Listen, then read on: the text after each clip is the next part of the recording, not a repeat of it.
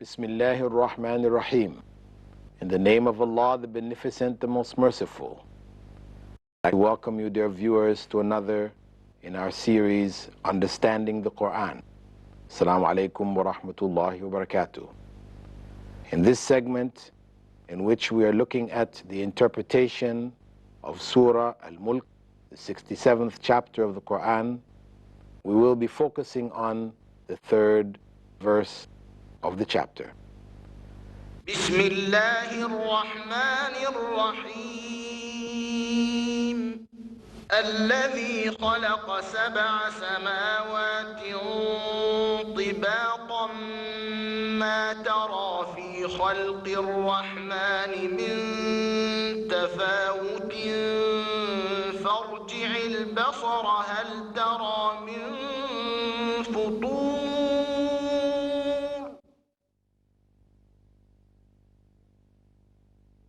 Who has created the seven heavens one above another. You can see no fault in the creation of the Most Gracious. Then look again. Can you see any rifts? After Allah has spoken about the purpose of creation in the second verse, in which He said that He had created life and death to test who was best in deeds, as an expression of faith, Allah then goes on to invite reflection on His creation. He focuses on the seven heavens and says, it is He who created them, and we should look in them to see if there is any fault. He created them, and by addressing their creation, He is also making us aware of the status of our own creation. Human beings who tend to think of themselves as being the greatest of creation, Allah humbles them, puts them down a few notches in the 40th chapter of the Qur'an in verse 57, in which He said, indeed the creation of the heavens and the earth is greater than the creation of mankind, humankind. But most human beings do not realize it. So Allah is causing us or asking us or directing us to reflect beyond ourselves. We tend to look in ourselves and look at the world immediately around us, and we forget our place in the whole cosmos. That we are, in fact, a quite insignificant speck in that whole process. In doing so, there are signs for us. Allah uses the term the seven heavens, and what is meant by it, of course, we cannot establish with certainty. Different theories have been put out about the different layers above the earth, the atmosphere, the biosphere, where the ozone layer ends and we go off into space, different levels. People, have tried to give and divide this up into different segments, etc. But we can't link the Quranic description of the seven heavens to it. We know, of course, that it is not the seven heavens, for example, that the Prophet, may God's peace and blessings be upon him, went through during Al-Mi'raj, because these seven heavens, Allah tells us to look at them and reflect on them. Obviously, they must be ones that we can see. So it is not out of this universe, so to speak. But when Allah calls us to have a look at it and to reflect and to look again to see whether we can see any rifts, what He's drawing us to is the cohesiveness of the cosmos. When we look at the planetary systems, and we look at our galaxy amongst the various galaxies in this universe, what we find is order. Everywhere the human eye looks, it sees systems, orderly systems throughout it. And this has caused a number of scientists who, in their high school days or in their university days, had become atheists due to the philosophies of secular society, but having practiced their field of specialization in astronomy, looking at the cosmos and seeing the cohesiveness that is there, they came back stunned and came back really accepting that there must be a God. All of this organization, all of this design, it must indicate a designer. This is not chaos. It's not chaos out there. It's not the product of accident. Accidents produce chaos. What they find is order throughout the universe, wherever they look. And this is a part of the general invitation of the Qur'an for human beings to reflect on the world around them in order to be conscious of God. Because the human mind is made in such a way that design, when they see design, they automatically reflect on who designed it.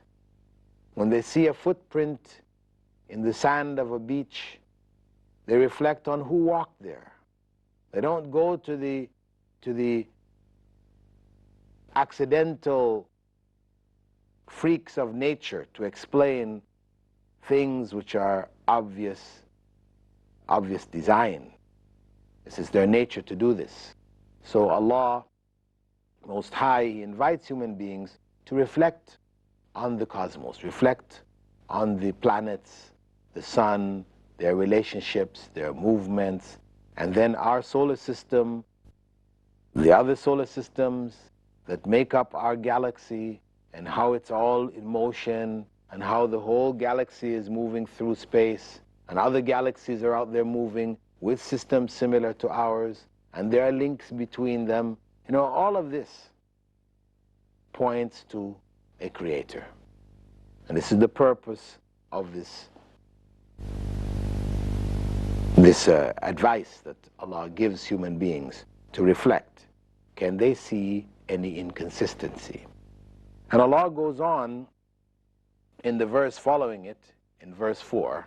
ثم ارجع البصر كرتين ينقلب إليك البصر خاسئا وهو حسير. Then look again, and yet again, your sight will return to you in a state of humiliation and worn out.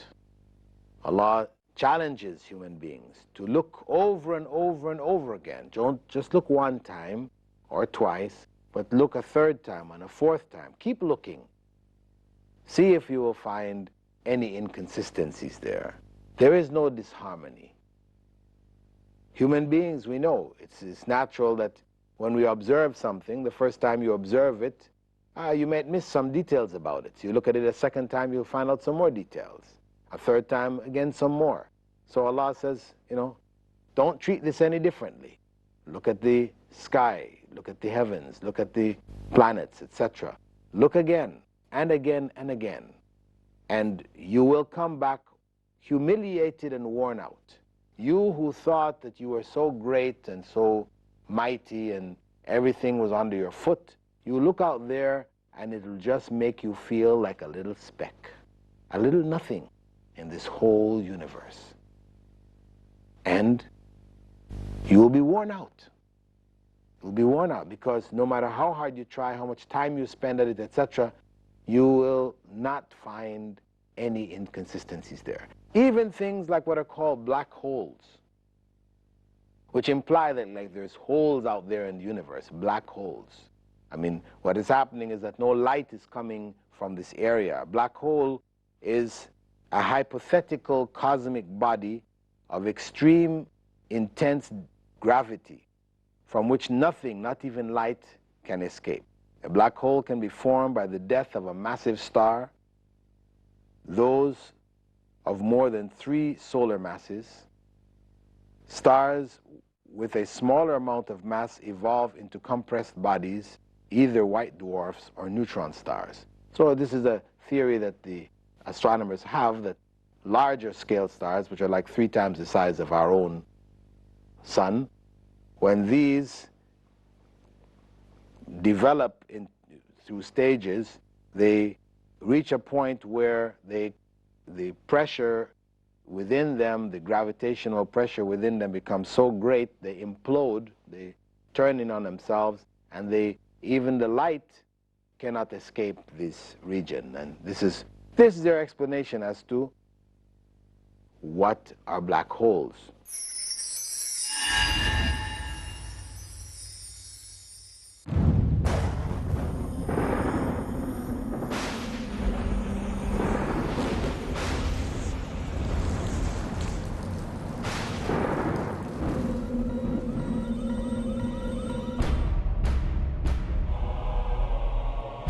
At the time of Nuh, peace be upon him, the floods swept the entire earth, sparing only those who believed.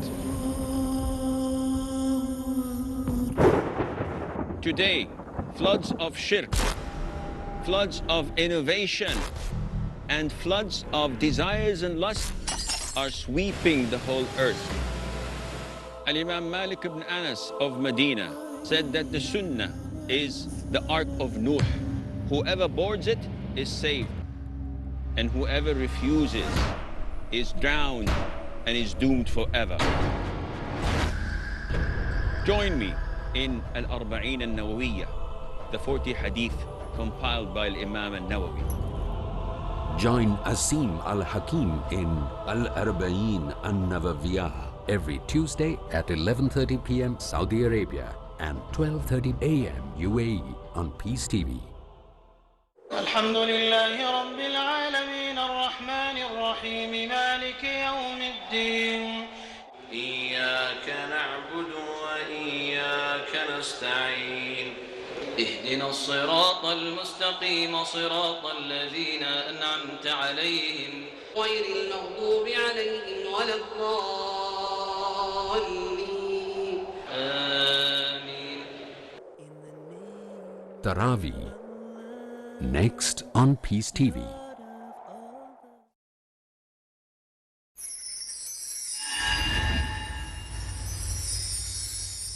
You who thought that you were so great and so mighty and everything was under your foot, you look out there and it'll just make you feel like a little speck, a little nothing in this whole universe.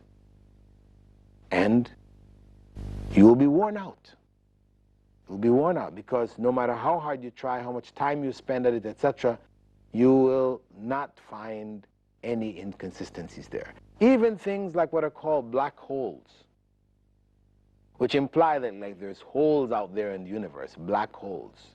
I mean, what is happening is that no light is coming from this area. A black hole is a hypothetical cosmic body of extreme, intense gravity from which nothing, not even light, can escape. A black hole can be formed by the death of a massive star, those of more than 3 solar masses. Stars with a smaller amount of mass evolve into compressed bodies, either white dwarfs or neutron stars. So this is a theory that the astronomers have, that larger scale stars, which are like 3 times the size of our own sun, when these develop through stages, they reach a point where the pressure within them, the gravitational pressure within them becomes so great, they implode, they turn in on themselves, and even the light cannot escape this region. And this is their explanation as to what are black holes. But of course, he says this is of course theory to explain, but they're not really saying that there is nothing there. It's just light isn't coming out, so we cannot observe anything there. So there's really no holes. There are no holes. There are no cracks, rifts in the heavens when we look up. And the greater the telescopes, the Hubble telescope which they've put up, which is orbiting the Earth now to be able to see further into space, and they're putting up newer ones. They've got bigger telescopes planned to be sent up into orbit, you know, even more powerful to see to the farthest reaches of space, as they say, you know, where they think things have run out, there's no more galaxies, etc. Then the new telescopes find, oh, there were some more that we couldn't see, you know, from the Earth or with our most powerful telescopes. You know, there are. As far as we can see, there is matter. There are planets, or there are stars, which they believe have planets around them. You know, and wherever we look, they're there. I mean, we believe theoretically there must be an end to all of this. There must be an end to the universe. They see things expanding. They believe it expanded from one point, the so-called Big Bang Theory. But regardless, this theory, which talks about an expanding universe from a, you know, from a single point, if directions were not given to matter as it expanded already from the very beginning, and things were just going to link together, you know, out of accident, then there is no way we would find the kind of organization, consistency out there in the universe. We would have galaxies crashing into other galaxies and all this kind of thing. But we don't have that. What we find are the galaxies all shifting out, you know, all the solar systems within them, you know, moving, and it's just a mass of what we could say clockwork. Scholars look at it and it's just like clock, every part moving, you know, individually and set there. You know, when we look at the clock and the intricate parts of the clock, I mean, we don't imagine to ourselves that this happened by accident. So how can we reasonably, rationally look at the universe whose clockwork is far more complex than the little clocks that we make, and then we seek to say this is just an accident? This is an affront to God. It's an affront to reason. It is a lack of reason which would drive an individual to make such claims. Then Allah goes on in the 5th verse to address another issue. وَلَقَدْ زَيَّنَّا السَّمَاءَ الدُّنْيَا بِمَصَابِيحَ وَجَعَلْنَاهَا رُجُومًا لِلشَّيَاطِينِ وَأَعْتَدْنَا لَهُمْ عَذَابَ السَّعِيرِ. And indeed, I have adorned the nearest heaven with lamps, and I have made such lamps as missiles to drive away the devils, and have prepared for them the torment of the blazing fire. Allah goes on to describe aspects of the heavens for us to reflect, as there is relevance to ourselves. He describes the stars out there like lamps. In a dark night, when we look at a city that have lamps in the windows, how the light will flicker. The stars out there seem to flicker before our eyes. So they're like lamps.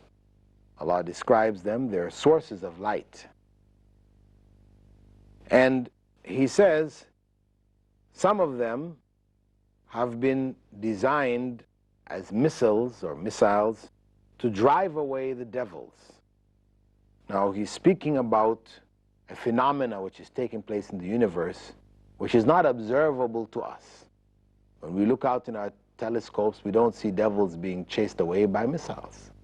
But Allah informs us that from the world of the jinn, the parallel universe, which is parallel to us, invisible to us, creatures that have a choice between good and evil like ourselves. Among them are those that are able to go up into the farthest reaches of the skies. And they're able to go all the way up to the lowest heaven and listen in on some of the commands and instructions that are being passed down by the angels to angels who will come into our world and do certain things. And they will get this information and try to bring it back down to certain individuals on the earth. And Allah has some of these missiles that are comets or meteors, which move through space and drive away these elements of the jinn from the lowest of the heavens and the farther reaches of the universe. Allah describes it elsewhere in the Qur'an in Surah Al Jinn, where He said, "And we have sought to reach the heavens," that is the jinn speaking about themselves, that we have sought to reach the heavens, but found it filled with stern guards and flaming fires. And verily we used to sit there in stations to steal a hearing, but any who listens now will find a flaming fire watching him in ambush.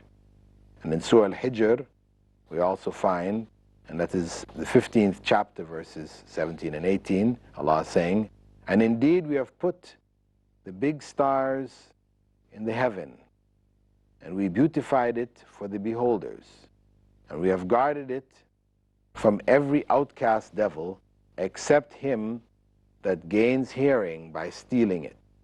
He is pursued by a clear flaming fire." So this phenomena has been explained in the Qur'an as reality, not to us. It's not a fable, it's not a story explaining things which we're not able to explain. You know, as in the past, we know societies do make up fables and mythologies to explain certain events and things which happen in history or in nature, etc., which they didn't have scientific knowledge to explain, which later on we were able to explain and say, well, this was just nonsense. This is not the case in the Qur'an, because whatever the Qur'an speaks of is fact. When we look at how many things the Qur'an has spoken about with regards to science, which have only been proven in our times, I mean, it leaves one without any possibility of doubting the facts that are there in the Qur'an. So though we are not able to observe the process of the jinn being chased away from the skies, from the outer reaches of the solar system or the universe, we believe it is taking place. Allah informs us about it because of the fact that some of that information which they bring down, they do bring it into our world in such a way as to influence events in our world. Now, this is of particular importance because of the fact that the practice of fortune telling has a great impact on our lives, on many of our lives. You know, fortune telling is a popular form of recreation as well as a form of seeking knowledge, you know, amongst many people, many human beings. And the Prophet, may God's peace and blessing be upon him, had informed us that the jinn would pass information back down, that's those who managed to bring that information, until it reaches the lips of a magician or fortune teller. Sometimes a meteor would overtake them before they could pass it on. If they passed it on before being struck, they would add to it 100 lies. This is the nature of the information being given by the fortune tellers. Aisha, the third wife of the Prophet ﷺ, reported that when she asked him about fortune tellers, he replied that they were nothing. She then mentioned that the fortune tellers sometimes told things which were true.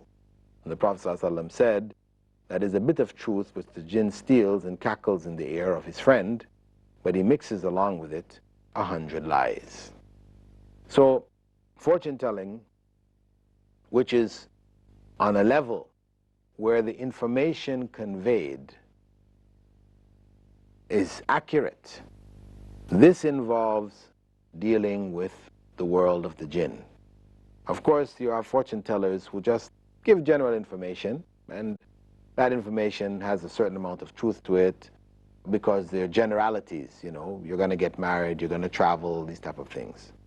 But there is an element amongst the fortune tellers that are actually dealing with the jinn, and they have a high degree of accuracy in some of their predictions. Now, this topic is a topic that we need to look at in more depth, and we will do so in our coming segment, the issue of the jinn, fortune telling, and Allah's protection of human beings by informing them about this phenomena. Okay, dear viewers, I'd like to thank you for being with us in this segment of our program, Understanding the Qur'an. And I hope to see you in the coming segment. Assalamu alaikum wa rahmatullahi wa barakatuh.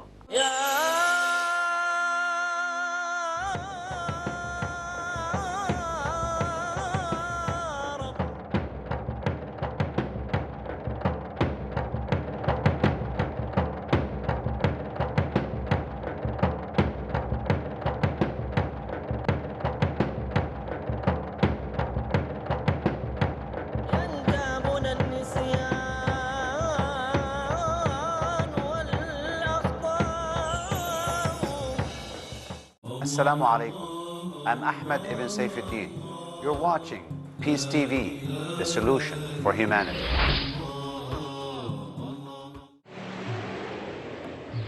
A friendly message by Dr. Zakir.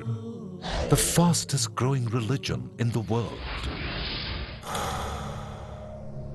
A survey was published in the Reader's Digest Almanac book, 1983, which was also reprinted in the Plain Truth magazine, February 1984.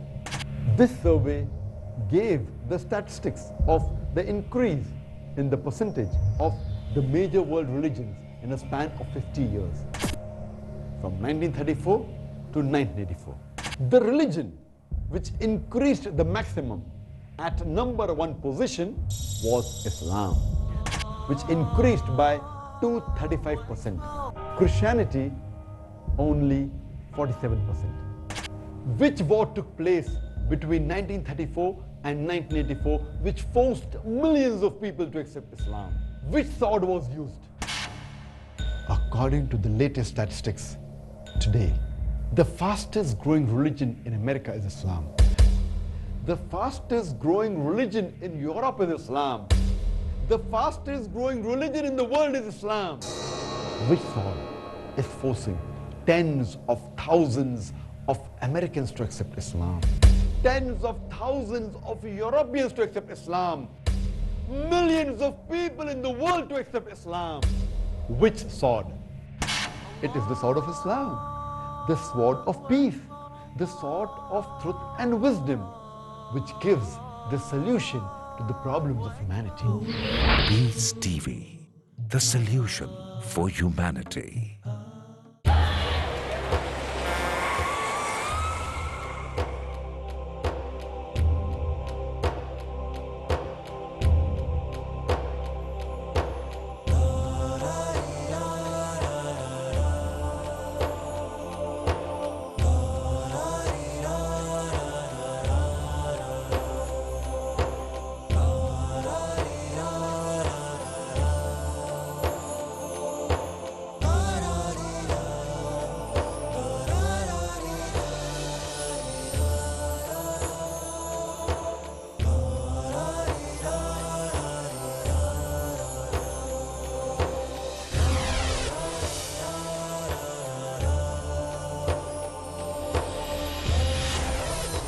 Peace TV English.